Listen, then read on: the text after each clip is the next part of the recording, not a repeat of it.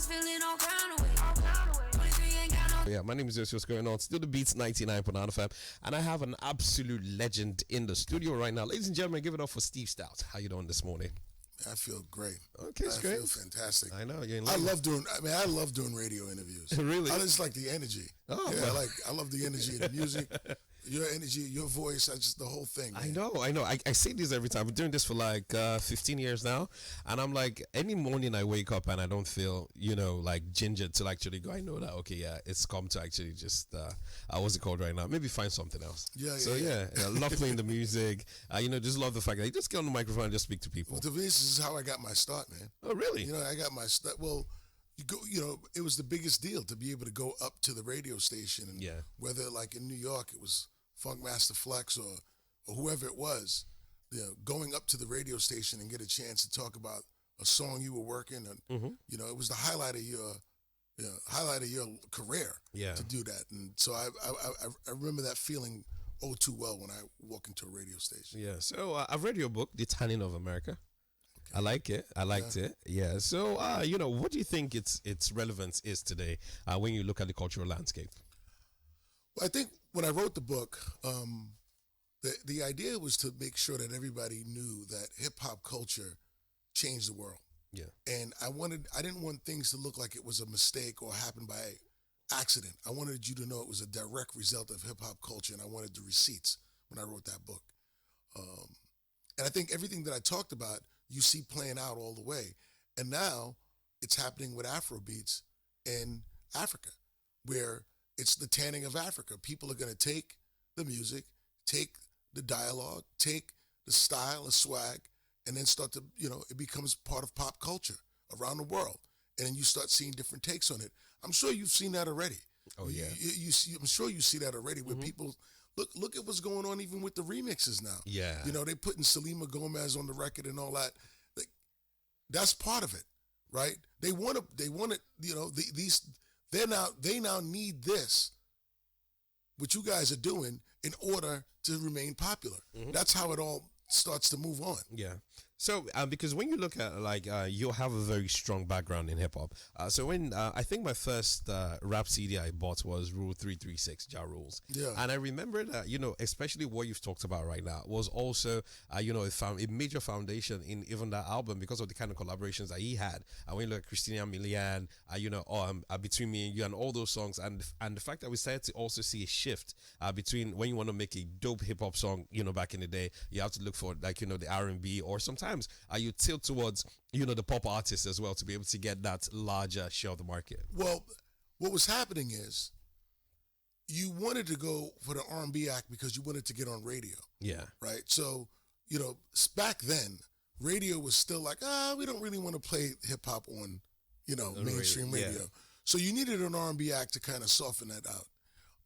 And then as the hip hop got bigger, you would then do records with pop artists because then you'd basically swap audiences where, a girl like Mariah Carey do Old Dirty Bastard. Right? Yeah. And she became cooler with the audience that listened to Old Dirty Bastard. And obviously he, God bless, and Wu-Tang became much more known to her audience.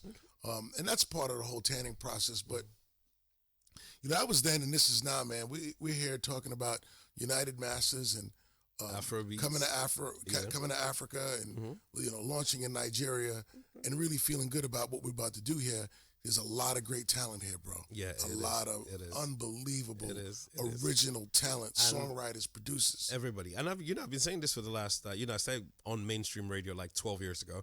And I used to be a big supporter of Nigerian music because back in the day, on my song sheets, like every hour, 10 songs. Then out of those 10 songs, 7 would be mostly American songs. The rap songs and the R&B songs. Then, we'll put in 3 songs, Nigerian songs. Even when you went to the clubs, it was mostly American music. But right now, it's almost like we at the radio stations, when we're curating the playlist, we have to say, okay, we need to be able to just, infuse the hip-hop songs, the R&B songs, so we can be able to give our listening audiences like a very diverse, mix of everything that we're doing. So when you look at, you said what UnitedMasters is actually offering in, a wide range of music streaming services, for artists, looking at the landscape, and also what makes you guys different?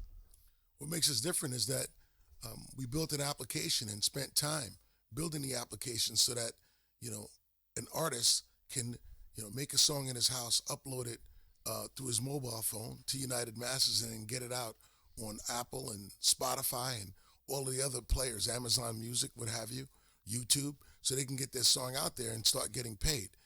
Also, we announced a partnership with the NBA so that the NBA is now taking the music that comes through United Masters and giving those independent artists an opportunity to expose that music through the NBA properties, the NBA's social feeds, which have 1.2 billion in reach, and then we also have brands. We came here, we partnered with Don Julio Diageo, Okay.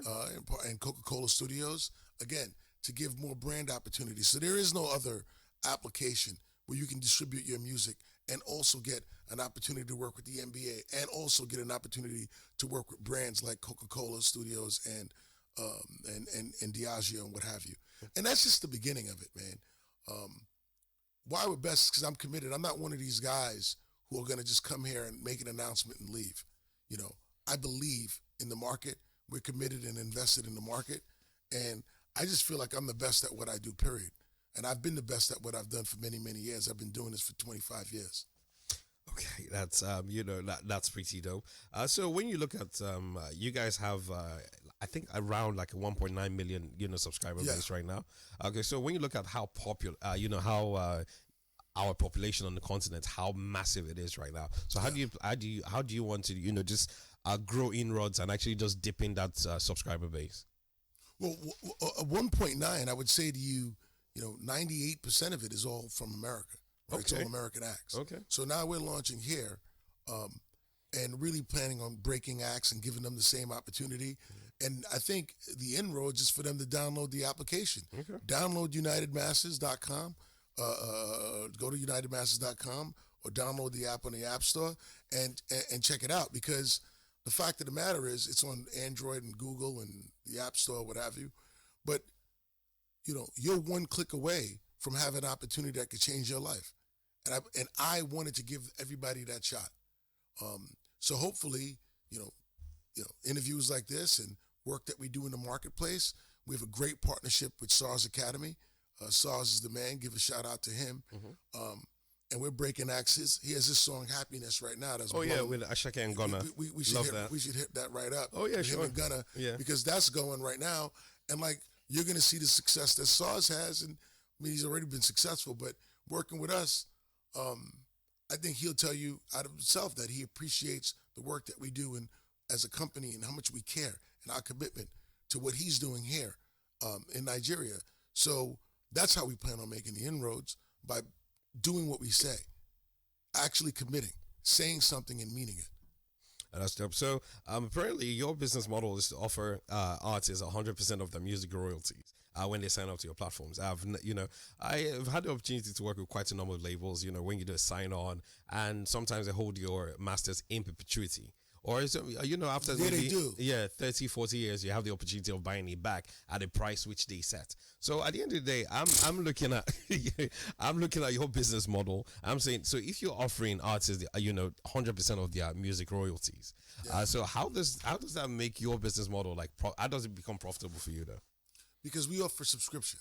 Okay. Right. So you pay a fee, a annual fee, and you get to distribute as much songs as you like. Okay. And that's the part about our business model that is, unique, that you can pay a subscription and retain 100% of the royalties while owning your masters. We also do deals as well. We're also a record company, so we will invest in an artist, give an advance, promote the music, do everything that a label would do. However, we don't own the master still. We'll just, have a higher split of the profit. So it'll be 60-40 to the artist or 70-30 to the artist. The artist will always be in favor, and they'll always own their masters. We were talking about a story yesterday about an artist who passed. What's his name? Huh? Yeah. Mobad, yeah. I mean, Mobad, and this man passes, and of course everybody streams his music to celebrate his life. And the memories and everything that he provided, and yet the record company owns the masters. His family doesn't benefit from that. I would love to, if there's one thing that I could get out of being here and making an imprint here in Nigeria is teaching artists, own your masters. Own your masters. This is the thing that the intellectual property that, you're God-given talent. You should be able to pass that on to your kids, your siblings. Don't sign it away to a record company. It's not easy, but there are opportunities like the one we're providing in which you could actually get some money and own your masters without signing it away for some short-term cash. Okay. So basically, I know you have that collaboration going on with with Sarz and Sarz Academy. So you guys are actively looking for other artists to sign, and it's the Sarz Academy, like the major platform that you're using to actually get across to Nigerian artists here in market. Are we what? Say that last part? So is the Sarz Academy like the foundation that you're using to get other artists to get on the platform? No, the academy. The academy was something that we wanted to support. Okay. Because it was he's actually doing artist development. Yeah. He's actually taking the time to make the next great talent. He wants to make the next, whoever it is that comes from the market. So that's why we invested in him, because I'm a fan of what he's doing. We're a fan of what he believes in. He just happens to be one of our great partners. Yeah. But we're obviously open for business. Okay. And we're speaking to other artists. I don't want to announce anything too soon. But there are major stars that are Afrobeat artists that we're in talks with now about doing some collaboration. So please know that I'm not out here just resting. I know. We're out here making noise. So your career actually spans both the music and advertising space. So how do you see the future of entertainment and marketing, evolving, especially in the context of emerging tech? So right now, the way people consume entertainment, the way people consume, advertising, everything has changed. So from, looking at billboards, because back in the day, I stumbled on an old magazine that my dad used to have, and I noticed that most of the copies were actually hand-drawn. Then it evolved to being, computer generated, to be, then the pictures became clearer. So over time, we've seen how advertising has constantly changed, looking at the kind of audience mix and everything. But with tech these days and everything just being totally decentralized, so how do you think, entertainment and advertising? That's a really, really good question. Yeah. I've always believed, let's start from an entertainment perspective, that the artists really needed to understand that they were brands. They actually are brands, and they're media channels, right? No different than 99 The Beat being a media channel. Yeah. So is Davido's social pages. Yeah. Right? Like he has a big reach as well. His YouTube channel has a big reach as well. So when the artists that are now brands start acting like brands, I do believe that that's where advertisers are going to start to shift their money in sponsorships, integrating the property that they're trying to sell with the artists themselves. I think this integration of entertainment and advertising is going to get very, very tight, where the advertising is not going to look so much like like when you talk about your dad's magazine, it was almost like read advertising page. Yeah. It's going to look like one thing. It's going to look like the content that you're reading, the advertising is going to be in it. Yeah. So it's going to be much subtle. I think that's the future of advertising, and that the artists that are most prolific as brands, that act like brands, are going to be the ones that are going to benefit the most from this. Okay, great. So can you share any, upcoming projects or initiatives that you're, excited about, and how you see them making an impact in the industry? So I think I'll start with, I'm looking forward to Kanye's and Ty Dolla Sign's, a drop on Friday. I think it's going to be massive. I need me some Kanye music right now. And I think Ty Dolla Sign, I always say that he reminds me so much of Nate Dogg. So I'm trying to look at the kind of music that they will create. So is there any projects you're excited about? Am I excited about? The Kanye Ty Dolla Sign project is definitely one of the things that, the way Kanye releases music, he makes it feel like an event. I know. So I'm excited about the event and everything around it. Mm-hmm. Artists seem to not do that any longer. Anymore, honestly, not to just like make it all about us, but I'm most excited about what I'm doing right now, man. Okay. Honestly, I'm most excited about launching this platform here in Africa. That's a dream come true to be able to say I did that, and make a dent and help change people's lives. That I'm excited about that.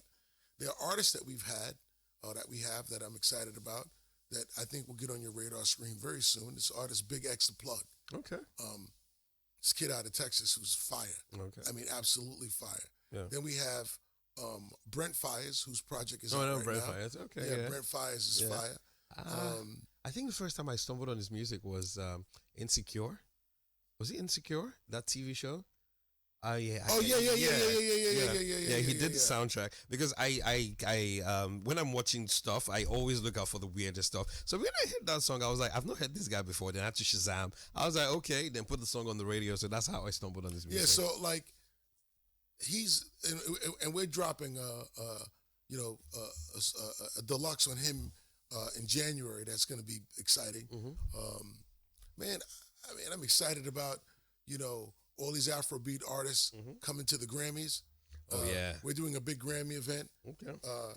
In February, celebrating that. Wait, in Nigeria here? No, we're doing it. We're not doing it in Nigeria. We're doing it in LA. Okay. But we're doing a big Grammy event. I'm excited about the Grammys, but I'm excited about all the Afrobeats artists, because when that moment happens, believe me, the world is going to now realize it's going to put the world on notice what Nigeria music and Nigeria artists mean, and the impact they have coming out of the Grammys. Because I remember, when hip hop first won a Grammy, that's when everybody was like, oh, this is serious. Yeah. And I think that's gonna happen right now. When Afrobeats wins the Grammy. Yeah, when somebody hold up that gold trophy and say something about Nigeria, and if it wasn't for Nigeria, I wouldn't be able to do what I'm doing right now. When somebody says that, the entire world is on notice. Yeah.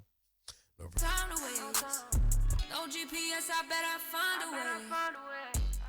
Thank you so much for watching. Make sure you like and subscribe for more content like this. And also, don't forget to check out all the other content on the other shows on the Beat 99.9 FM.